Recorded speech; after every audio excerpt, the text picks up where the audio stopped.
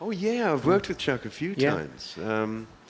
Once by an arrangement that this was on his 60th birthday. Did you remember the film Hail, Hail, Rock and Roll? Yes. Keith Richards he held all that together and was sort of the musical director. And they put that out as the concert being on his 60th birthday, which it wasn't, in fact. It was a week later. And I was asked to put a band together for Chuck at the Felt Forum at Madison Square Gardens for his 60th birthday. And I got Terry Williams, who I'd played with in Rockpile, and Dire Straits. Yeah. Chuck Leavell, who's a keyboard player I've worked with a lot, and he's been with the Rolling Stones for 20 years. And John Entwistle from The Who, somehow. And we did, it was funny, because we met in the dressing room on the side of the stage, and I said to Chuck, Chuck, do you have a set list? And he said, nope. I was right, okay. He said, but I start my songs like this. I said, yeah, we know that. And when I want to stop, I stamp my foot.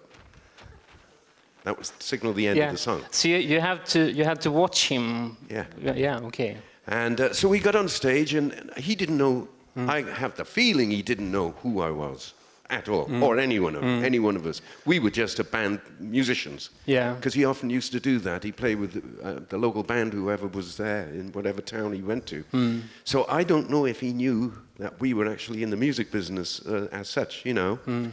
And so we would, pretty early on, and he kept giving me guitar solos to do, and he must have heard that I could play them pretty much note for note, song by song. So he started letting me do all the guitar solos, which was great. I couldn't believe it. I loved it. And I remember at one point, John Entwistle, who plays with The Who, and he'd have this big bass, flashy thing, and he used to turn it up loud and sometimes he'd get a bit busy. And I'll get up for this if you don't mind. Yeah, please do. I got it. Chuck was singing. John Entwistle was over here, and he started getting a bit too busy, you see. And Chuck just went across to him in the middle of the song and went, "Don't do that." It's true. And the other time I played with Chuck, it was totally spontaneous, and I was doing a gig in St. Louis, in a nice club in St. Louis, and we did our set. It was a particularly good gig. Like, that happens when you're in a rock and roll band. For some reason, some gigs are better than others, and it just sounds better, and you feel like playing, and I don't know. It was a good one. Went back, we did our encores, went back. My tour manager came back, he said, excuse me, Chuck Berry's outside, he's sitting on a table with two girls over there, and he says if you go back on, he'll get up on stage and do a few songs. I said, get out of here. We've just done a gig. What kind of joke is that to play on me now? He said, I promise, Chuck Berry is out there. I said, no, it can't be. Anyway, we've done all our songs. If I go up on there now and Chuck Berry doesn't get up, I'm going to look a bit foolish because we've done all our set.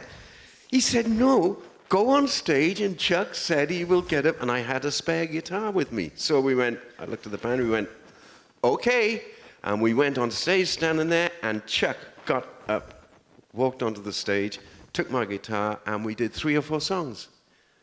And totally out of the blue. And I don't know whether he remembered me from Madison Square Gardens, but he still had me playing all the guitar solos again. Yeah. And he held up my hand, he said, who said the white man can't play the blues? I went, oh, yeah.